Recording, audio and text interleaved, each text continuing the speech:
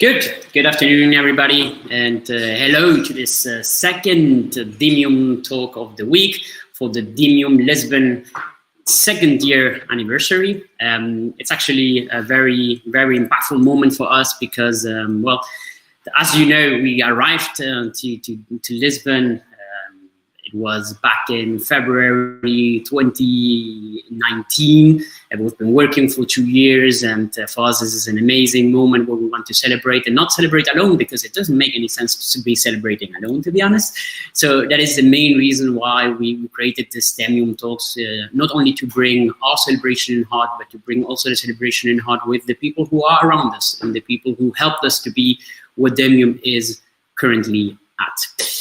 And you may ask yourself, okay, what is this all about? What is actually Demium? I never heard about it. Well, you are actually here and you heard about it.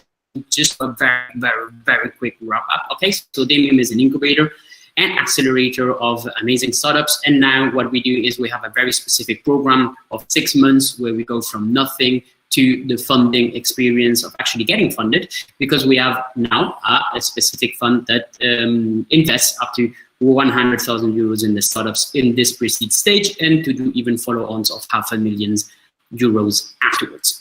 So having said that, today we wanted to speak about community, because community is very important, and because at the same time we always hear this, and we have this when we are doing entrepreneurship, when we're creating new startups, we have always this moment where we say, okay, you need to have a community. No, definitely, you need to have a community. No, Tilane, you need to have a community. No, you need to have a community. And everything is about the needing of having a community, but nobody asks, okay, how on earth do I get to a point where I have a community?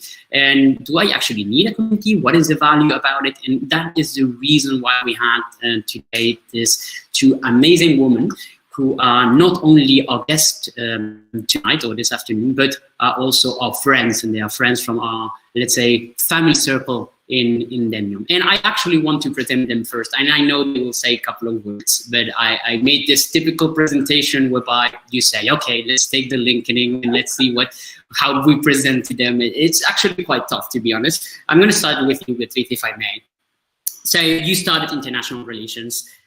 You started also design, and you have actually something in common with me. It's because you started audiovisual communications. So we are really linked on the audiovisual communication part, which is actually super nice. You had experience working in trade, international trade, back in the UK. Do you remember that? It's not you? I do have experience working with the UK government, but I was in Brazil. Okay. Oh, so it was in Brazil, but you worked for the UK government. Okay, yeah. I did wrong. But most importantly is she started working in operations of the Selina Secret Garden here in Lisbon, where we are currently at. And from that point, it's been only going up, to be honest. I mean, you can clearly see that that's the path that she wanted to take. You can clearly see she was comfortable in that job, because she went from being the operations of that Selina Secret Garden to be managing the experience manager of that same place. And now we can say that from June last year, she became the experience manager of all Southern Europe at Selina. Is that all right? South of Portugal. South of Portugal. See, I knew I would mess up. We can say Southern Europe. It's fine. It takes a little bit of. It's fine. We consider yourself that position. So from here, that is all right, right? That introduction is all right. Do you want to add something? Yeah, no, that was perfect. So okay, yes, okay. That's me. I am Brazilian. That's the one part you missed. Yeah, that is. And yes, as Javier said, I started working with communities more or less 2 years ago, when I started in Selina as an operations intern, and realized that was not for me, and then moved super organically to working with communities and culture and creativity. And from there, I found my passion, and that's what I love to do. So that's a really accurate presentation of me, for sure. Beatriz, what is actually Selina? For the ones that don't know what Selina is. Okay, so Selina is actually a hospitality business. So we are an international brand of hotels, but we also, inside of that, we also work in all other scopes. So we also have co-working spaces. We also have co-livings right now inside of our locations. We also have F&B outlets. We work with TNT. And we say that we are not a normal hotel. We say that Selina is an ecosystem. So our motto is that we don't sell beds, we sell experiences. And exactly the main end goal of the company is that we create this amazing ecosystem focused in communities, which is going to differentiate ourselves from traditional hospitality business. So this is more or less what you can say about Selina. And now we have more than 80 locations around the world, from South America to Portugal, Israel, and we keep on expanding. That is great. That is great. Thank you so much, Beatriz. Tilane, may I start the introduction, and then you probably will add so many stuff because of the mysteriosity behind you. But no, the first thing that I need to say is you actually did study in Leicester, and that now I understand completely your British accent, to be honest. Marketing communications, am I right? Yes, I changed my course. Yeah. Yeah, okay. But the most important thing from you is that for the last 3 years, you've been managing, going on with so many entrepreneurs and employees, and having to deal with them, having to deal with their egos, having to deal with their requests, having to deal with their needs, having to deal with so many things, because you've been working in idea spaces here in Lisbon, and which, if I may, and I add this personal note from your presentation, it's one of the best co-working spaces you can find anywhere on Europe. And I don't know in the world, because I've never been in other co-working spaces around the world, but I can tell you from Europe, which is the places that I've known, and I've been in other co-working spaces. Actually, I've been working in the biggest co-working space for startups in Europe, which is Station F in Paris. And I'm still going to say that here, like nowhere else, So on that note, do I miss something, Tilane? I'm good on the presentation. Perfect. What is the idea spaces? What do you guys do? So we first started in 2014 in Parque das Nações, and then we felt the need to open a second location. So we expanded much quicker than we expected, which was amazing. And we created a community that I can say until today, we still have the same community we had in 2014 in Parque das Nações. So that just explains a little bit about why we do what we do. If it works and it carries on, then I mean, we just kept expanding. So Palácio Sotto we opened in 2017, and then we quickly felt the need to have a space of our own where we could fit bigger companies or companies that were expanding to the point where they needed a space just for themselves. So that's when we opened Iberia Saldanha, which was last year. So I mean, Idea's history has just been creating and growing. So we've created a community that actually needed us and we needed them. And now we got to the point that we are, which with free spaces. And hopefully we're just going to carry on growing and get to all over the world, all over Europe. I mean, who knows? Space, if you want, we could go to space too. So yeah, that's basically a little bit about Idea. But your presentation was perfect. About me. So I was in the UK for many, many years, and you can tell. You can tell. You can tell. You can definitely tell. Yeah. I was actually always looking what was the link to the UK, because the accent was definitely was definitely British. What I like also about Idea is the fact that you grow with the companies that are inside the Idea spaces, which I think is something that is amazing, right? So you saw the need of growing the same way you saw the need of tending to the companies that you had within Idea spaces that they were growing as well. And I think it feels also a little bit cliche, but it's kind of cute to see the picture of co-working space and company kind of growing together. And because you will have, of course, different needs, you will have different spaces where you will have more spaces maybe for a particular company instead of more open areas, etc. And this is exactly what I saw when I went to Saldanha, right? What I saw when I went to Saldanha, it was, okay, this is exactly for the companies that were starting maybe in here in Palácio Sotto, and then they move on to Saldanha. Coming back to the point in question, and one of the things that you have in common, both of you, is you're working a lot with people. And working with people is tough. It's tough because people have emotions, people respond differently to different points, they respond differently to conflicts, and they respond differently also to different cultures, which is something that I also want to talk about a little bit more in the session, right? And that what we have in common, basically, we can always say it's community. But community, it feels just like a very broad word, and the definition, I think, is not very clear, right? When we talk about community.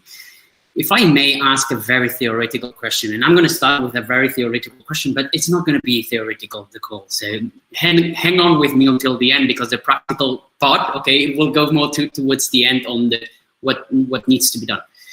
What is a community? Tilane, Beatriz, what is a community?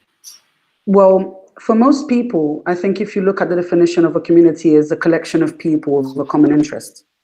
However, our idea, we don't, and I'm going to speak for myself, in a sense of when we look at a community, it's not just a collection of people. We have to also see beyond that. A community, you can have different types of people, different interests, and be a part of the same community, as long as you have one interest in common. Does that make any sense?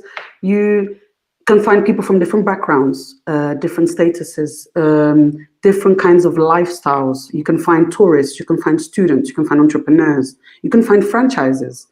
That doesn't mean that if you pick one person from each and one of those departments, let's say, and put them all in one group, you can call them a community. But if they don't all speak together, share something, exchange ideas, have something that could be a bit more insightful in the sense of all have a common goal, for example. So our idea, the reason why we see that our community is important is because we have a collection of people that enjoy something together. When I say something, it all depends. So obviously for Beatriz, it could be something different because she knows the people that she's managing and being around. With me, or with Idea in this sense, we have a lot of different types of people. What can we do? And that I'm going to answer your question with a question, which is, what can you do in order to bring those people together and call them a community? Do you know what I'm saying? It's like, what makes you think that's what community is about? You got me there. Okay, very nice. I like I like the point of it's a common interest, it's a common reference, because it all turns around a common reference. And this is like having an MVP when you start entrepreneurship. You have one feature, one thing, one link that is between you and the potential client or the user in your platform or your service or your product, right? And there is one thing, and then you build up that thing from that one reference. Right? So you attack one with one reference. And I thought that is really curious. I'm actually going to take some notes, if I may, Tilane. I'm going to actually take some notes on those definitions, because I think it's really good. The link was really good. I like the reference part. Beatriz, if I may. Okay, that was really good. But if I may add, I also think in the theoretical perspective of what is a community. So, for example, the community of your neighborhood is considered a community. As Selina was saying, they are joined together for an end goal that is maybe getting the neighborhood better or improving main things that they need in that place. So a community can both be physical, so they have a space, a location. So, for example, the co-work community is a community that is getting together in that co-working space. Or you can also have virtual communities, which now is getting more and more, it's getting bigger. So it can be a community that is using a virtual landscape like a Slack group or like social media channels. But you also have, and this is really theoretical, communities that are coming together by an end goal or for something that brings them together, like social values. So, for example, the LGBTQ plus community is coming together. They are all different people with different backgrounds, with maybe different ways they see their sexuality, but they are all coming together for the value, and they are fighting for improving the rights for LGBT community all around the world. So this is also an example of community. And this is, for me, is really important because community can be something like really in the spectrum of ideas, and bringing that to the ground and saying, how do we build a community in a corporate side or in a startup, for example, can be really complicated for the people that normally don't work with this more like political and social science side. But I think in the end, it's just getting people together, even if they are from really different backgrounds and really different life experience, by something that they share. So, for example, if I may add an example, I'm in Madeira right now, and I am in the Digital Nomads Madeira, which is an amazing project. And in here, we have a community that grew super fast in 2 months, where they are all connected, and there's people from all over the world. I'm from Brazil, there's people from Chile, there's people from Poland, with really different cultural aspects, as Javier was saying. But we are all coming together and connecting on the point that we want to embrace digital nomads lifestyle. And more than that, we want to exchange experience. And this helps us grow in this end goal that is being a digital nomad, for example. Okay, when can I then say, and this is going to be a difficult one, because sometimes I have the feeling of we don't really know what the boundaries are. And it feels like community, you said community is your neighborhood, community is your groups of friends in the PlayStation where you game with them, community is exactly, hold on to me, exactly, that is my question, what are the limits then? When can I say a community? When can I say, okay, this is now a community? Because it feels like the limits are not settled. And that's why I wanted to go a little bit on the definition before we actually go on to the practice part and on the theory, because it feels a little bit not on the line. And I don't know if that's on purpose, and maybe that's on purpose. And if that's the case, then it's completely fine. It doesn't have an answer. But sometimes I feel like that when I work with startups, they tell me, no, because we have a very, very, very big community. What is a very big community exactly? If you have 100,000 people, but they don't comment, they don't share, they don't transmit, they don't talk to each other, that doesn't feel like a community just because they are in a platform. So what is considered to be really on the lining part a community?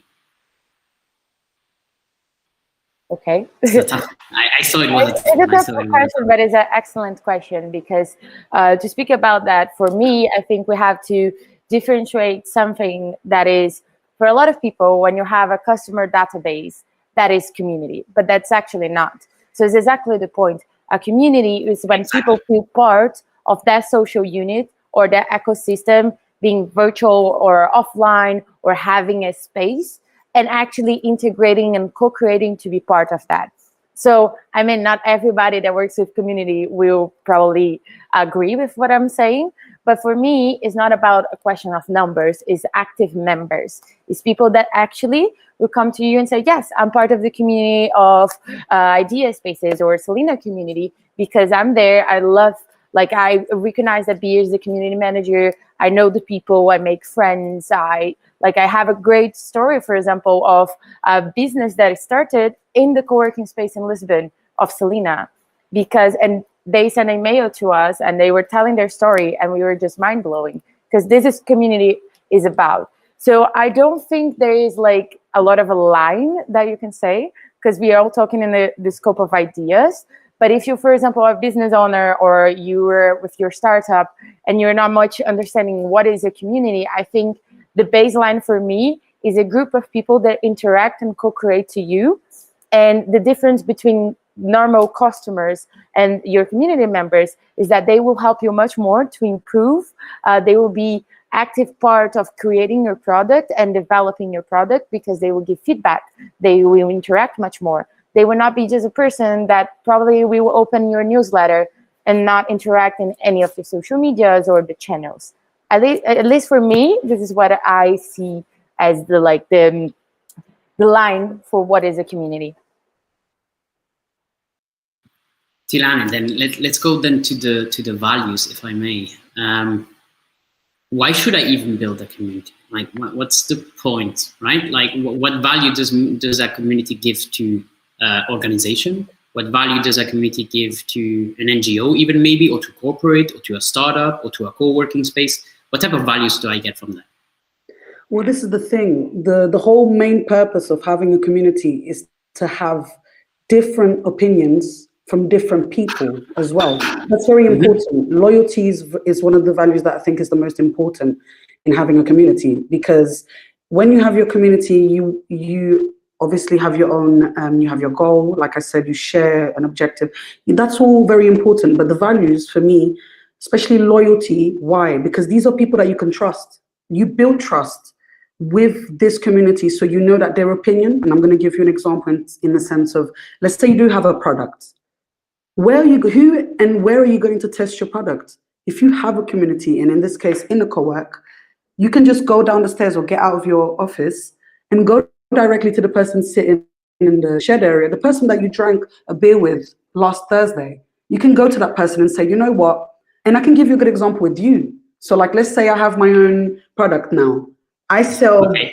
Go ahead. you know, I'm selling this new type of biscuit and I want you to try it. And your opinion is important to me. Why? Because I know that you are going to give me your full, honest opinion, right? So, and obviously loyalty for me in that sense, that's what I mean. Loyalty is very important. And obviously there's a lot of different types of values and I could go on forever, as you know, but you also need to understand what's important to you as an entrepreneur or as a business owner that's starting off, and you need a community. Why? You need people to back you up. You need different types of opinion. You need criticism. You need feedback so that you can build on from the person's feedback, right? And it could depend. You could have a product or a service. It could depend on. There's so many things you can do with a community because it's a collection of people who will help you. And obviously, if they share the same goal as you, in this sense, they're going to want to see you grow. So if you're surrounded by people who want to see you grow and not want you to be as successful as you want them to be, that's also a very important value to have for your community. I hope I've answered it properly, but you did definitely. Beatriz, I don't know if you want to add something about the values and the outcomes, let's say. To be quite honest, I think me and Tilane can go on forever.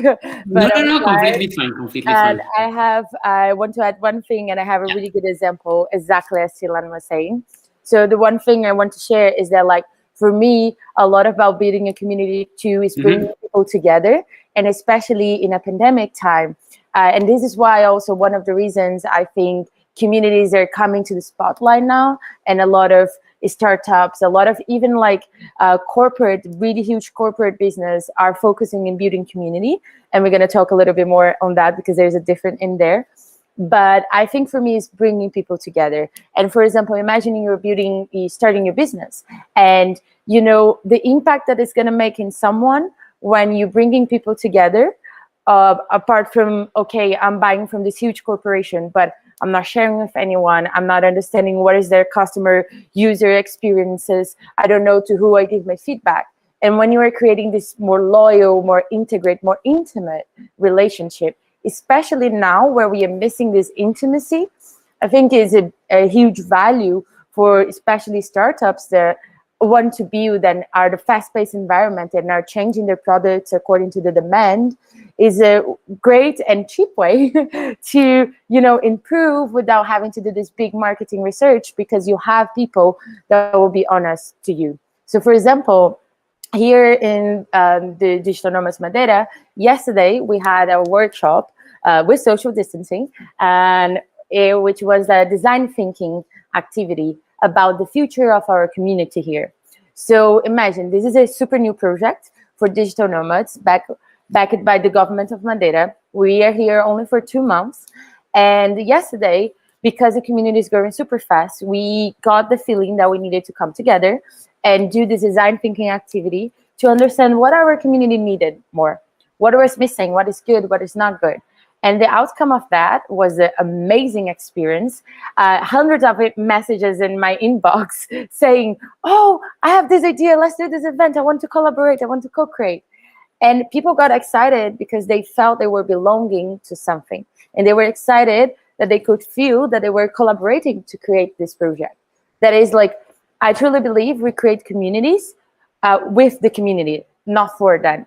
So I'm not here creating a bunch of events, so I hope you attend. I want to create together with you, and I know you will attend. So for me, I always say, my friends make jokes with me, that community is created in the intimacy. And this is how we start. I literally don't have time to write everything down. Like, say, with the community, not for them. I think that was, and the intimacy part was also really interesting. See, I don't have really time to write that down. But there is one thing that and I go also, and I take the time to remind everybody who is currently listening to us that feel free to drop any questions in the chat, in the YouTube live or in the Facebook live. Just drop a question in the chat. And I'm going to use actually this to ask the first question regarding to what you just said. So people say that the type of community, or let's say that the community itself, the word and what you just said about community and about your definition is the new marketing. And how you just perceive community, Beatriz, saying that it grows with you, it grows with your organization. It feels like, first, is it quantifiable in terms of can a community be quantifiable? Because you said it's a very cheap way of doing it, but the outcome is extremely high. So for my mentality, which is a very German mentality after living there for 9 years, I say, okay, my return of investment of working, trying to create that community in the internship, like you said, gives me a lot of outcome. So the question actually was on the new marketing way. And I want to connect that with, okay, we know what a community is. We know how it's defined. Let's go to a little bit more of a futuristic way. Is every single company, organization, and then we will discuss the types, are they going to need a community? Because if they don't, they're going to be out of place completely. Okay, that's a tough one. So let's start from the start. So about the new way of marketing. And of course, I'm not saying this is the only way of marketing, but organic marketing and content marketing are becoming much more important now, especially with the amount of things we have in social media, the amount of news. When you were interested in reading and, consuming some type of like marketing online, you go much more direction to that community if you have an interest on that. There's the first thing for me. I think I was not clear there, but anyways. It's a hard one. I would say it's not about being cheap. And I don't think the first thing that you have when you said, I'm gonna build a community is about actually the money. Of course, that's always involved. But in the end, it's quite cheap because an experienced manager, for example, or a community manager, they not only work with the community, but they are also responsible for operations. They are also responsible for marketing and for many other things. So in general, they are workers that are really flexible and they know how to work in many areas and scopes of work needed. I think the reason why I say is the new way of marketing, at least for me, is because for me, there is nothing, as a Brazilian especially, there is nothing more impactful than good feedback, good and honest feedback. So I take it from Selina, from when I first started, when there was basically no community or just a few events and we were just open. So we also didn't know where we stand and who were our consumers. And when we actually took the time to sit down and say who we want to bring, what is the values we want to create, who are we looking for? Because when you build a community, you have to understand that you're not looking for everyone. You have a concept, you have a value, and you have to reach out to these people. And then when we started doing that and going for the right people, and of course, there was other types of marketing involved, it was much more organic when we had a community that was outspoken about us. Then after that, can we quantify the outcomes of the community? Yes and no. Like, for example, it depends where you're building a community. For example, if you're building a community in a co-work space, yes, you can. I'm not saying that you're going to have numbers and a charge with this is how much you spend and this is how much you created, because it's also in the side of ideas. But if you ask me, Pia, can you actually tell me what is the impact of the work you have done in Selina in terms of revenue? I can give you numbers because we can see the growth of community by more loyal members, that by membership packs, or by people that extend their reservations in Selina, for example. Or now in Selina that we have a new product, which is a digital nomad passport. More and more people keep on standing and buying more because they felt this community. And they are like, there's no better place for me to be because in there I have community, I have a workspace, and I have a room, and I have food. So you can go quantifying by the decrease or by the amount of values that you're creating after you create the community. And in Lisbon, for example, and in Selina, we can definitely see the difference of the numbers from the before and after. Or when you do an event and the event is successful, and yes, about the revenue we made in that one event with F&B or other areas, that also, of course, capitalize from this community that is loyal and going to be buying more with you. Sorry, I spoke a lot. Tilane, go ahead. I just, as you know, I just agree with you, Beatriz, because the way you look at communities is the way that I look at it. This is the thing. I hope I don't go off topic. Javi, just give me a sign. Absolutely not. And if not, we will move towards where you're going. Exactly. I like where this flow is going. So go ahead. Community is about people, right? And for you to be able to do what you can to satisfy everyone, you need to get to know them first. If I don't know what you like, how can I cater to you? And I mean this in the most intimate way, because this is one of the things that we spoke about in our last, when we was doing the little prequel, which is if you don't love what you do and you don't have passion for anything, is it really going to work? Because this is the thing. A lot of the things come naturally when it comes to community. So a lot of the operation side of it, as a community manager or as an idea experience manager, or even as a community associate, there's a lot of things that you need to do that fall onto your day-to-day and you don't realize you're doing it. You only realize the impact of it after. So like when you, maybe your Christmas party, you get that one person telling you, you know, every time you say hello to me in the morning, that makes my day. Or, you know, every time you give me a coffee, or, you know, that birthday present you gave me, you know, the fact that you bought me a brownie the one day you saw that I wasn't so happy. That for me is the little detail of getting to know your community and actually doing something about it. Because you can have a collection of chairs and Beatriz knows this. If you can have a chair and you can have a table with lights and Wi-Fi and a lounge area with some coffee, that's not going to be how you're going to build the community. That's just assets and amenities that are part of the space where you're building your community. So basically, in that sense, is people. That's the key word here. And if you ask Beatriz what her passion is, if you ask me what my passion is, it's people. So this is all we're human beings and we like to feel loved, we like attention, we like to have, of course, in terms of money, and obviously we need to we need to do that extra. So you're gonna have to pay for your table. Yeah, of course you do. Of course you do. I mean, at the end we have to eat, right? Exactly. Yeah, but that's the extras. Everything else falls down to the human being. Is me treating you as Javier and not just as the guy from Demium. And number 32101 in the folder. Of course, that's the main point. And if you don't love what you do, I mean, you can have as many chairs and tables as you want.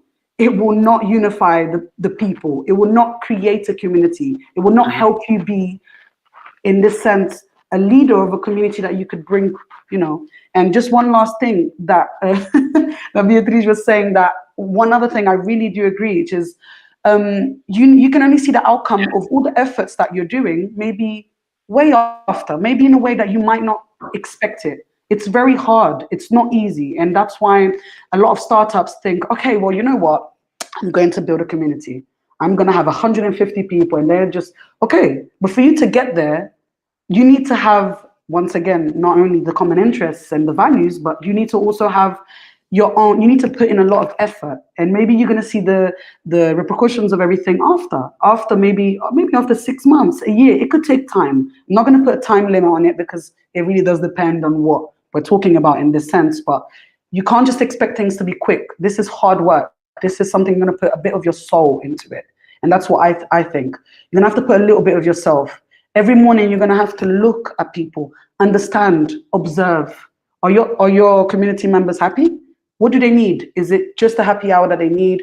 Do they need a workshop? Do they need, you understand? People need focus, and people, obviously, it's hard with the pandemic as well. We need to do that little extra and just look out for these little details. This is your community. You need to take charge and actually take care of it, like you're taking care of your own, like you're taking care of your sick family member or your sick puppy. You know, these are things. This is stuck to you. Okay, that was a bad example, but this is the things that stick to you. So in the sense of, you need to look at the community like it's this little perfect little baby, and you're going to have to take care of it until he's ready or she is ready to fly, you know, and that's what we do. And I'm not saying I want the small startups to come inside Idea and fly so big they get out. No, I want to build a space for them to grow so big that they can fly into Idea again. Doesn't make any sense. So that's why we create Idea Sardinia. So, okay, you're a little startup, you have 2 fixed desks, no problem. You're going to grow because we're going to help you. We're going to introduce you to Demium. We're going to introduce you to Beatriz from Selina. So next time you go to Madeira, we have a contact. Or you get where I'm going with this. The connections they're like the veins, and they just pass the blood into the community. And yeah, sorry, Beatriz, otherwise. No, I'm just remembering that in the pre-call, Javier was like, okay, what are the steps 101? And we're all passion, and I understand freedom of choice of going wherever you guys want to go, wherever you always going to go. What I'm saying is that this passion that Tilane is showing is exactly the same passion that I have. And when you see talking with people or going around and just saying coffee break time, happy hour, this is exactly where we are coming from. But I understand that for a lot of people, seeing that without having like, okay, what are the steps? How do we build that? The first thing, I mean, from my experience on how I started, I didn't even know I was becoming an experience manager or a community manager, or I was building a community until I was already in the eye of the hurricane. But I reckon now that there's steps that, especially for the companies that are in much more like structured product, which are not that reliable in culture or is not that much about people relationship, like a company more in tech where you don't have that much of a contact, is something that is more traditional in a way. And I would say that there is steps, but all starts with passion of why I'm not building a community because I want to tick the box that I have a community, because I understand now by the outcomes that the other companies are presenting that a community is going to bring me a revenue, because it does.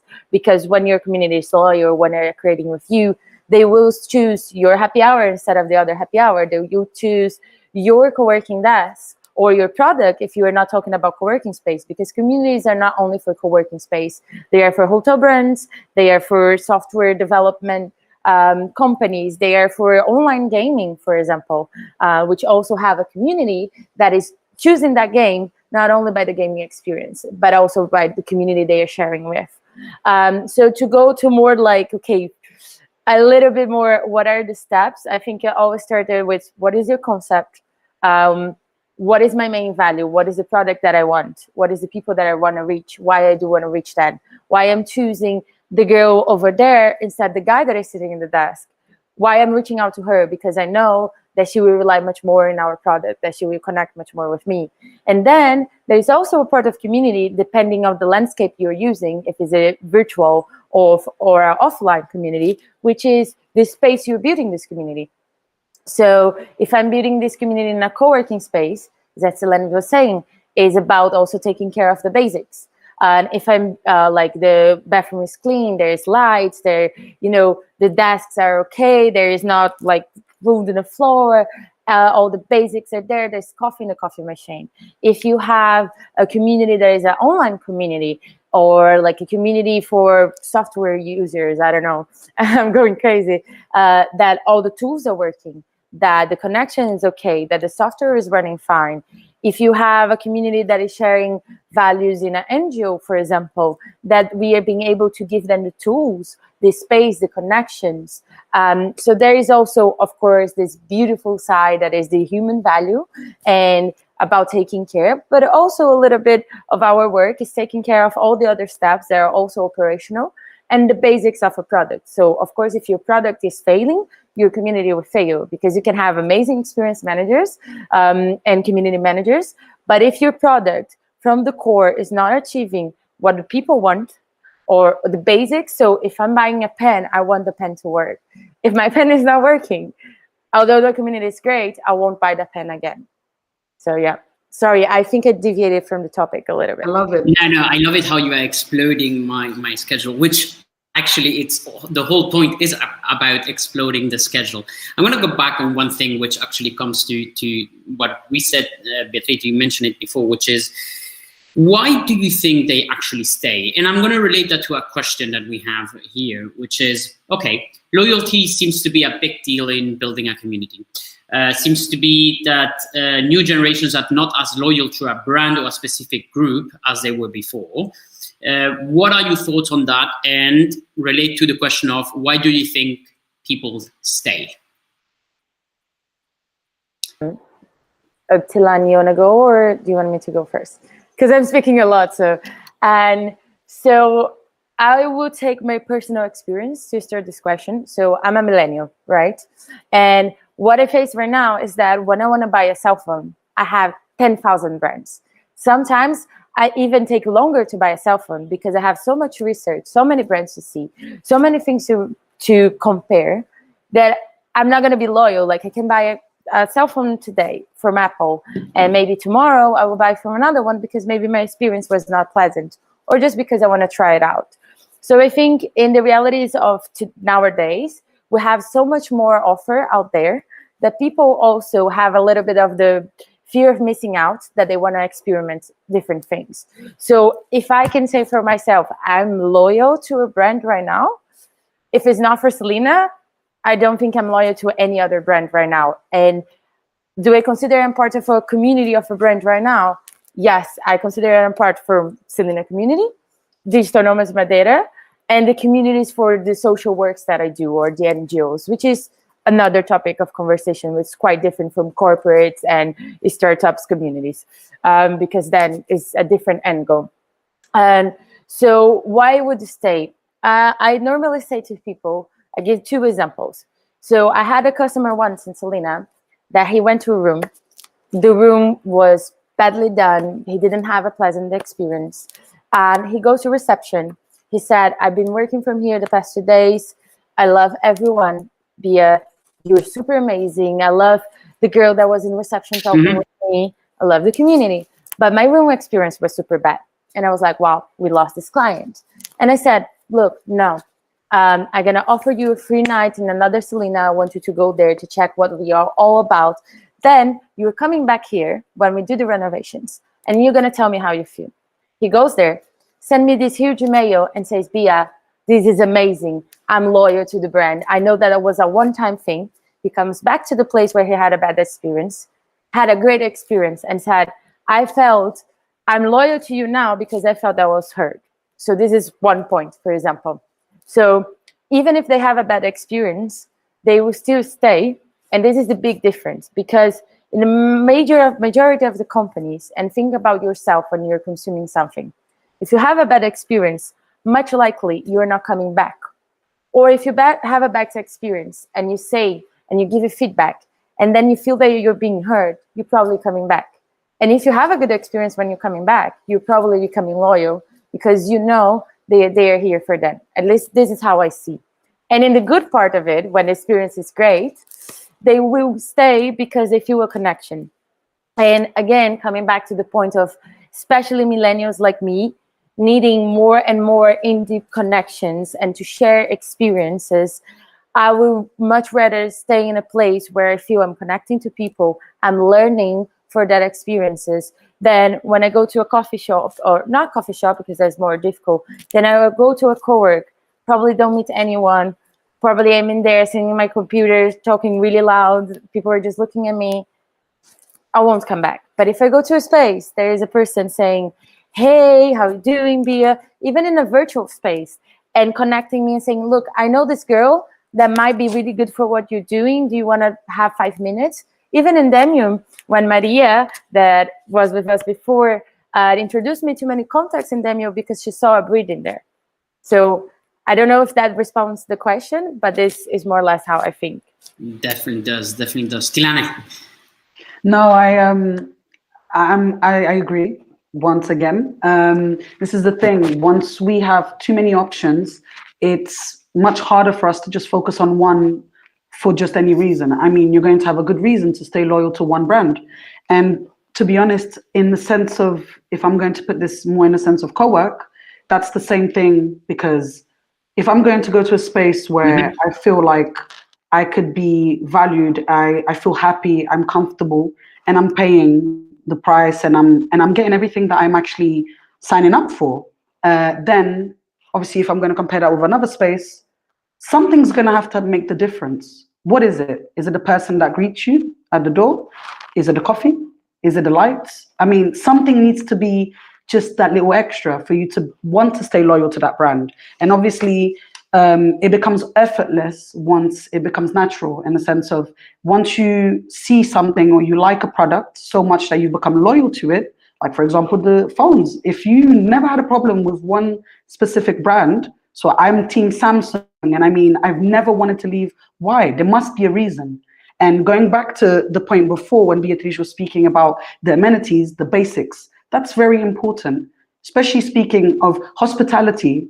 This is very important. The person needs, I mean, as much as I can preach about how community is amazing and we're all for it, and happy hours and like, you know, the food and beverage events, the networking events are amazing, but there's cockroaches running around. I mean, no one's going to come to your co-work. As much as you're amazing, as much as the receptionist says hello with the biggest smile, it doesn't matter. You need to cover the basics and then move on. And this is why I really strongly believe this has to come naturally. And that's why if you see someone doing something that they love every day, it just makes it a little bit easier to get involved and actually want to feel that passion. So if you're running a co-working space, or whether it's a hotel, even if it's just a smaller business, it all goes back down to the passion side of it. So if you see someone that loves what they're doing and they're treating you good, you're going to want to go back there, right? And obviously, if the product is good, the services are good, and you're paying for what you're getting, is even better. With no Wi-Fi or coffee, which is one of the things that I say makes the community go, like it makes the community productive. So if you don't have the basics like Wi-Fi and caffeine, what else do you have? You know what I mean? And that's just mainly, I'm putting 2 points together, because tell me, Beatriz, you look like you're thinking. Yeah, because I wanted to relate a little bit more also with the people that might be watching, that I think we're talking about a lot of hospitality and co-work because, of course, it's what we relate. But what I was thinking is, like, more and more, a lot of big companies and big brands and corporates are focusing in building community. These loyal customers with a membership card or special benefits for people, or from a makeup brand, or for like a tech brand or a software brand, or whatever it is, they are focusing. So going a little bit out, because I know you're super passionate about what you do, I was just thinking of that. And to be more down to earth, and like what for a software brand, of course, you're not talking about them sitting in the same co-work, or for a makeup brand, it's the same. But how do you build a community in there with these basic amenities that we are talking? Not only about the products, you're talking about customer service. You're talking about building a platform. So do I do my platform in Slack and WhatsApp? Do I have a Telegram group? Do I have a Facebook group? Do I have a web page for my company that is to join these customers to share their experiences? So we are super biased in co-working space and hospitality, but maybe just to also connect with people that might be startup owners, or, you know, building their own company right now, or even from big companies that are not related to these topics. I think the value about talking in communities is also talking that communities are not only for hotel brands or co-working spaces, it's for every company that wants to grow the value of their product, that wants to also win that revenue that we were talking about, when they have more loyal consumers that will not change brands, although there is 10,000 options. So when you have a makeup brand, if I use a product and then I don't know what to pair with that product, and I go to that website or to that community and someone teaches me, or there is a YouTube channel teaching me how to use the products, or there is someone in the customer service that will attend to me, and improving customer service is a huge part of communities, either for co-work, brands, tech companies, or any company you're talking about. And of course, the special benefits that one might have when you're part of a community in a huge company or in a corporate business, for example. What is the point of me being a community member for, I don't know, for a company of cell phones? Maybe I have special discounts. Maybe I have access to special talks or special programs. For example, the City Hall of Lisbon was doing a membership program, which is called Growth Program, exactly on that, with a set of benefits for the hubs that were part of this community. So yeah, I'm sorry. Once again, I talk a lot. No, don't be sorry, because there's so much information, and again, I have not enough time to write everything down. But it is really quite interesting. And there was one thing that you mentioned which was curious, which was, okay, why do you need a community? For instance, if you are, I don't know, coal manufacturing plant, right? Giving you just an example out of the blue. And then before, when we began the conversation, you said, okay, there's so many types. It depends completely. It depends if you're corporate. It depends if you are an NGO.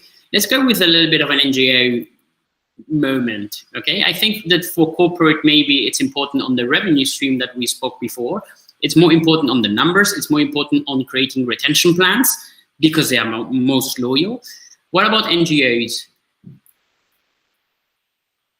Open question for everybody. Tilane, go ahead. I mean, you need to look at the aspect of it. Like, so if it's an NGO, they're going to maybe have a bit more.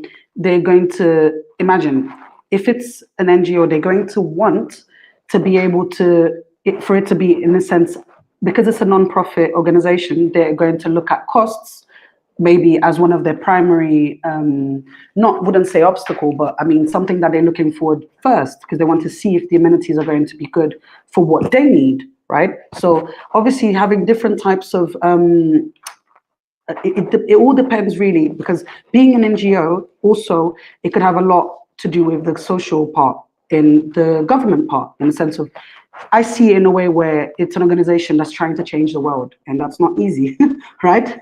I mean, it's not easy. And also, if you're going to take that NGO and want to help it grow, you're going to need to see what they need first. So obviously, try and attend to that first and go about it. So maybe an NGO already has a community. In a lot of aspects, I see that some may already have a community. It might not be the same kind of community that you find in certain types of hospitality, but I mean, and I'll ask this directly with Beatriz because I know she's mentioned that she's worked in in that field. So it does go back to that in the sense of what does the NGO first need? They need a space, right? And what else can we do in the sense of, if we're going to speak from a co-work point of view, isn't it, Javi? In the sense of, if we're going to welcome an NGO, how can we then provide and benefit them too? You have to look at aspects of it. What would they need first? A corporate or a franchise might need something different than what an NGO would need, right? Yeah, I think this is, again, a hard question, because I think the community in terms of an NGO, it starts first. Because you're talking about social aspect, you're talking about maybe a subject you're really passionate about. So imagine animal rescue centers. You probably have this love for animals and you want to rescue animals and you're all about protection of the animals. And this community already exists. This community about protecting animals, or maybe a vegan community that is against animals abuse, or even if you're talking of more in deep and even more complicated social issues to talk about. These people are already out there. The community already exists. And the NGO is going to be the combination of these people together for this project. So imagine we have an animal rescue center in Lisbon. The difference of this to a corporate is that when a corporate is building a community, for example, in a co-work, first is much more related to revenue, of course. Let's not be naive. We all know that, of course, the main focus right now in building community is also improving revenue. So we are not here talking about stars and everything, lovely lullabies. We understand the financial or professional side of it. But in NGO, it's different. So their task, the main issue is, how do we bring these people that are already passionate and are already connected and are already a community to me? So how do I show them that, yes, you were passionate about animal rescue? We have an animal rescue center and we need your help. Because then the hardest part of building this community for NGOs is because almost all of us are passionate about a social cause, or we truly believe in equality. But collaborating and being part and active member of that is much more difficult than in a co-working space. Because in a co-working space, you're already paying for the product. So you're already expecting the really high outcome. And there is this money and this value behind of it that NGO, yes, they have to pay bills, but they are not looking for the financial outcome. Their outcome is to support a social cause and, of course, pay the employees that are there and pay their bills, but they are not selling no product. you know? So they come from like, we build such a strong community that you're gonna add the value because you feel you're making an impact. And it happens, but it's much more difficult than building a co-work community, for example. Much more. Yeah. We gave so much attention then on, okay, not wrapping it up, but resuming the fact that, okay, you need to know perfectly your target and your audience. You need to know who you're working for. And I added to the fact of having a community as a, let's say, more corporate type of community, the audience is completely different. And the outcome and the goals that you said before, Tilane and Beatriz, are completely different. Let's speak about a little bit the elephant in the room. This morning, I had to go to some Saudi thing in order to get a PCR test because I'm going to travel on Friday. Let's speak about COVID, should we? I mean, I know when we say the word COVID, it's also, it's been 1 year, please stop. But it has affected heavily on any community, and not community in general, because we have seen a lot of growth in virtual communities and more of an online aspects, and we have seen communities die because of COVID. And I want to know your hands-on experience with COVID, how it has affected your daily work trying to pursue that community and try to grow in that community. It's a tough one. It's a tough one. It's a tough one. I know. It's a tough one. It's an emotional one. It's a very emotional one. It's been 1 year. It's a big elephant. Yeah. Well, Tilane, you want to go ahead? Or okay. So for me, I think Tilane, of course, felt a lot too, but especially for me, that I'm working in hospitality, is even a higher impact. But not talking about my personal experience now, I think there's two big outcomes of this whole crisis. So as first, we are now paying much more attention of the needs of our community, because yes, we care and we love it. But in a day-to-day, the reality is that we have a lot to do. And if you work in a corporate business, probably if you're an experienced manager or community manager, you have many other tasks that is not only related to the community. And the second thing is that we definitely became much more accurate and creative in the way we perceive this community. I think the biggest issue and the biggest challenge right now is how to still have a community together, how to still create that connections and that experience and the sense of belonging when everyone has to be at their home and they probably did not want to go to an online event again because they spend the whole day in Zoom calls or in meeting rooms, and because they have so many things in social media, they just want to shut down their computer, maybe read a book, and not be feeling that they need to be there because that connection that we are created is a fake one. So that's a big question. Is a big how. I think, at least from the experience that I had the last year, when we had the first crisis, right? So the outbreak of COVID, we went all online. And we focus on doing a lot of events and making everything online.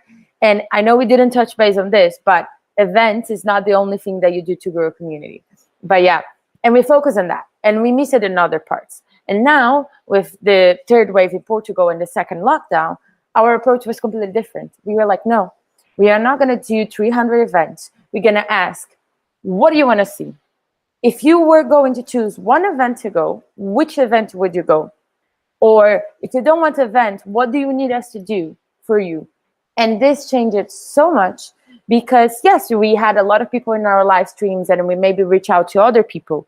But in this moment, yes, you still have to have a little bit of brand awareness for joining your community in the future.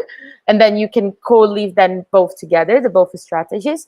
But in the first moment, it's almost like we learned from that mistake. It's almost like we forgot a little bit from the people that were still with us, so the guests that were still in our hotels or the people that were still consuming our products, and we were focused on bringing that alive, but not asking what is the support they wanted. So now that we are living with COVID for 1 year, I would say that the way to still grow in community is let's listen, let's understand, let's ask for constant feedback, and let's be more on top than ever to what they need.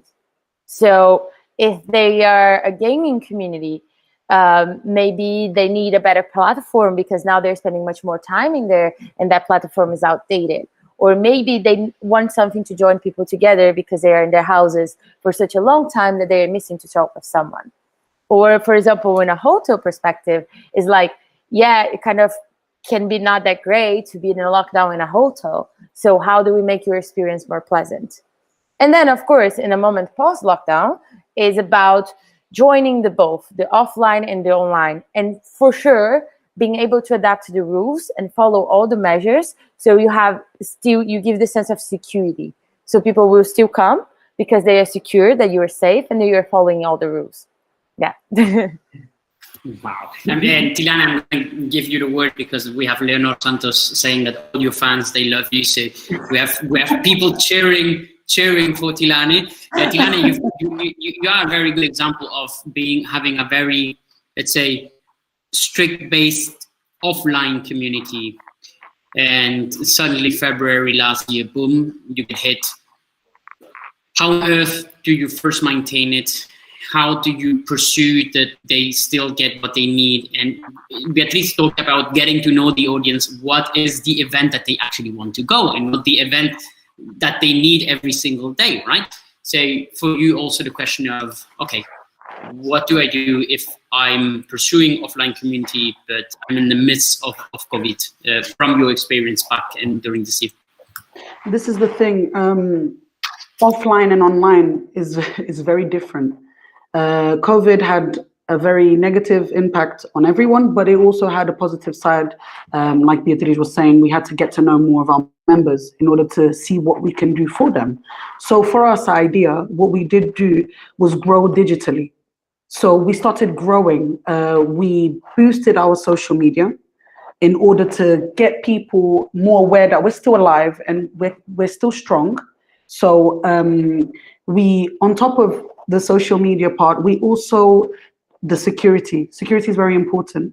We made sure to communicate to all of our members that we reinforced our cleaning services, our disinfecting services. Why? Because this is one of the main things that with COVID, a lot of people felt insecure. They didn't want to get into, go to a physical space. So they wanted to keep everything virtual. However, for us to try and maintain the human side, and still do and bear the minimum that we need to bear for our community, we try to combine everything and try and become as digital as we can, but to keep our human side. So now we've developed our app.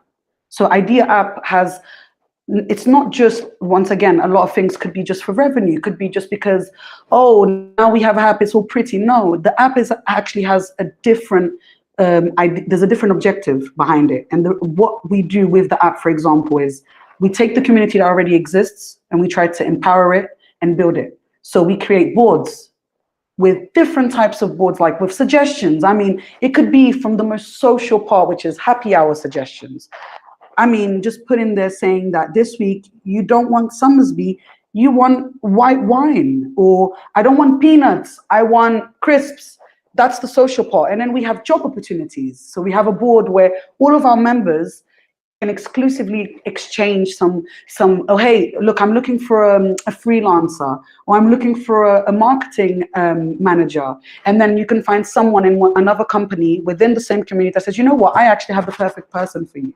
This is the exchange that you have, that we try to create, well, we try to actually empower it and make it more digital, just so that people can feel a bit more safe. That doesn't mean we took out the human part of it. It doesn't mean that with an app, you're not going to see anyone in the reception. No, with an app, you won't have to take out your card from your pocket to touch and open the door. You can just do it all with your phone. With the app, you can go on and actually find what you need, find all the people within the community and exchange and talk to them. Why? Because we understand that right now, that's what we need. We've been, and I'm speaking for myself, I'm the person, and I know if Diogo is watching right now, he's going to cheer me on to say, I hate working from home. All this remote thing is just not for me. I want to feel people. I want to see people. I want to talk to people, isn't it? And I can see Beatriz in the background like, yeah, it's true. We want to see everyone, we want to talk to everyone. We don't want to keep, as much as we want to reinforce the digital part for it to be secure, we also want to keep the human sense to it.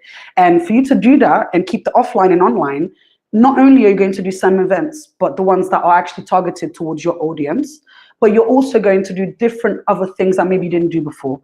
we did online happy hours. We did Zoom happy hours, honestly. And we keep going back to the talk of happy hours, but we do different types of contests. It's my last question, to be honest. My last question was going to be, okay, how important are the happy hours? But it seems that the happy hours are quite important, to be honest. I want to join these happy hours. Because you know what it is? No, you should. See, from someone that's been to one of our happy hours, he knows why I'm mentioning it, because this is the one social part that we have. Yeah. In a sense of, and I'm going to give you an example as how it changed with COVID. So we used to do our happy hours in our lounge area, and we could fit up to 70 people there. We had karaoke sessions, games nights. We invited big partners to come and do actual, like, turn our lounge area into a bar. Like Licor Beirão came literally February before, like 2020. Yeah, I know, it's mad. So just for you to understand that from then we've actually changed our aspect, and we thought we don't want to remove the happy hour altogether. We did remove it for a while, but then we thought people still need to socialize within the space that they're in, even if it's through Zoom. So we go around, as you know, Javi, we go around all the space, and I'm just going to show you a quick picture, Beatriz, so you can see, like, yeah, so we've adapted ourselves with this situation to show people as well that we are adapting as we go. There's some things that we're learning. So instead of going and doing a happy hour in the lounge area, which is pretty much illegal and unsafe, what can we do? We're going to go around, just take 15, 20 minutes of our time with a cart, with our gloves on, disinfectant and masks. And we're going to go around to every door and say, hey, would you like a beer? We have crisps, we have juice and Coca-Cola. It doesn't have to be about alcohol. I want to make sure that this is, it's very important. Happy hour isn't about alcohol. Happy hour is about the time that you lock off, close your computer, you close all of your applications, and you just look at the person next to you and say, wow, I had a long day today. How was your day? You know what I'm saying? That, in the sense of, that's the human part. So just, even if it's just once a week, we try and adapt it. And obviously, a lot of, I was seeing that some of the questions, I see some people like putting in the questions so I just want to say that a lot of the times as well, the data that we use, we collect, most of the time we're collecting data, we're understanding people, we're gathering information. All of this, we use it to improve ourselves. And everything that I say, Beatriz has mentioned, because she shares this with me in a sense of feedback is good, whether it's bad or good feedback. It doesn't matter. It's criticism. Criticism is important. We had this happy hour door to door because our members said that they needed a happy hour. We created we created idea talks, for example, where we got different members to talk on different topics. Why? Because we wanted our community to see that we're still alive. We're here. We're resisting, as we say, resistencia, in the sense of we're still here. We're alive. We want you to keep going.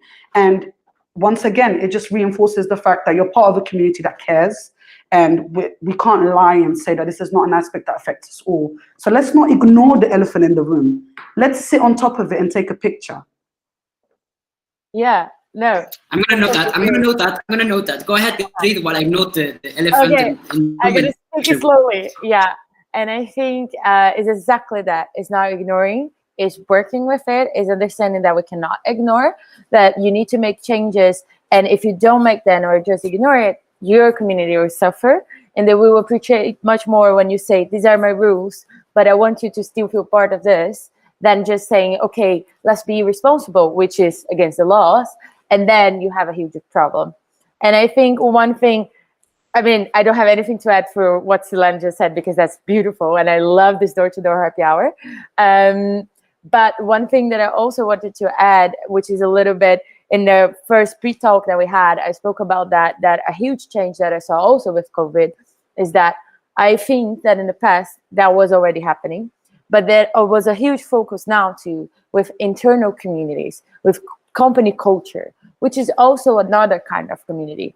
Even for the company I work for, there was a different way, because again, that's a community. There's a community of workers. They're coexisting in the ecosystem of the company, and their end goal is to make the company grow, or should be, or to improve, or to be better. And then we realize when we are not going and not having happy hours after work anymore, or when we are not having a coffee break together with our colleagues, we realize that first we are missing the social interaction, but also a lot of important business meetings were there during a coffee break.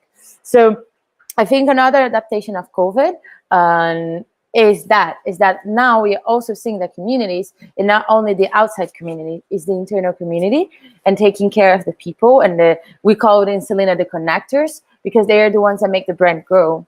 And then there's also the change. And when you understand your internal community, it's easier to understand the outside community too.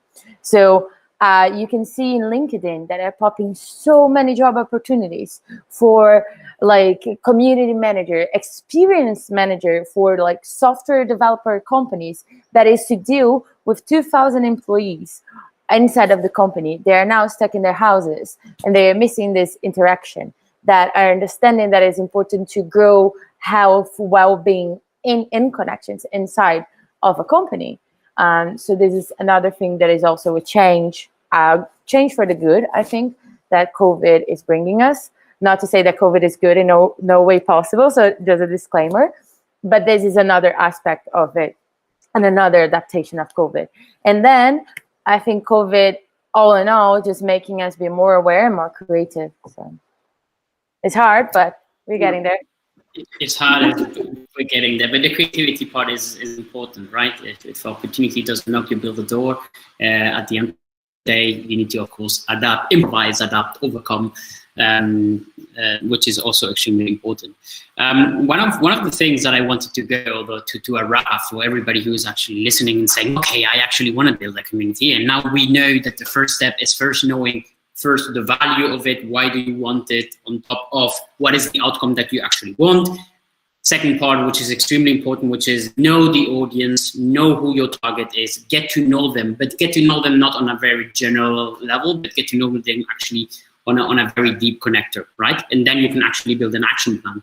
One of the things that I see more and more and more is such multinational and multicultural communities that have one link in common, that, like we said at the beginning, and I'm a history freak. So for me, when I see that we create those communities between Brazilians, Portuguese, Spanish, South African, Japanese, Korean, and they embed all together on the same purpose, it feels like a beauty to it. It feels like an emotional beauty to it, the fact of saying, we're not that damn different, are we? And I wanted to wrap up the conversation that we're having also from your part on experience with having all this multicultural, and I know for a fact that Lisbon is multipolita, multicultural, multi-everything, and I do know that Portugal in general is a country which you have no issues wherever you're from, whatever your sexuality is, etc., etc. But I do want to feel it from your side, how it has maybe affected your work you do, how it has affected the part of getting to know your audience. Maybe it's not the same way, or maybe there is some things that you need to take into account when you do that. And on that note, a little bit more of your day-to-day experience with that multicultural and multinational. And I want to go, yes, this is a beautiful question. And for me, it's a question that I'm really passionate about. So for my personality, I'm really in love with cultural differences, with, cultural interactions. And this is one of the reasons why back then I decided to study international relations. And when I actually got to the point, and the reason why I moved from Brazil was also that I wanted to explore different communities, different people, different backgrounds, to be more connected. And I think in a personal experience, it's been amazing. It's been life-changing, and it'll be so good for my professional growth, being faced with so many different people, for the good or for the bad, because you have amazing situations, but you also have situations that is, I do agree that we are not that different, but we also are really different. We speak different languages. We have different verbal and non-verbal communication ways. We use different types of clothes. We eat different types of food. We have different habits. So when you're faced with such a different, diverse community, not only in terms of cultural backgrounds, but also independent choices, what are your beliefs, you have to learn to be more respectful. You have to learn to be more open. You have to open to listen more, to respect more. And for me, it's like, I always said that I was a super activist person, that I was in all social movements and about equality. But I realized there is so many pre-thoughts and say things that you preconceive about a culture, about a person that recognize in a social movement, that you're going to break that when you start having these interactions. And it's hard. And when you are a community manager or you're working in customer service, you have to learn to do and understand what are the different insights of each one of this culture. So maybe you are using a word or you're talking of a tone because that's normality for your culture. Or maybe me and a Brazilian are going to go for a hug because this is the way we are. Not all of us. So I think all in all, having these communities that are becoming more diverse, so they're coming out of that initial concept of community that exists in like political science, for example, or in the books about history, which is a closed group.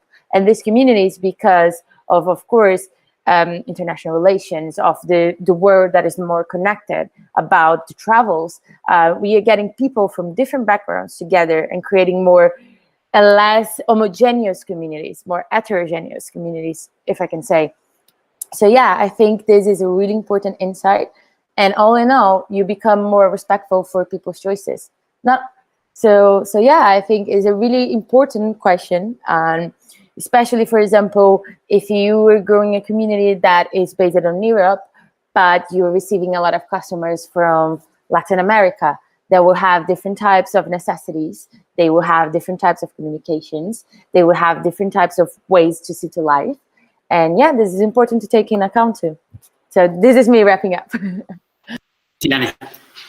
I love the fact that you're ending with this question. Love it, because it couldn't be better. And I know that we started this talk with you saying, I don't really know much about where you, well, I lived in Switzerland for 4 years and I've lived in the UK for 17. So in the UK, I think I learned in the hardest school. I mean, I graduated from the hardest university, let's just put it this way, because I had to live and deal with a lot of different types of cultures and personalities within the same space. Could be at work, could be at school, could be at uni. And it's very important for you to understand and respect everyone. Yes, you need to, it's good that everyone's different. Thank God we're all different, because this way we can learn from each other.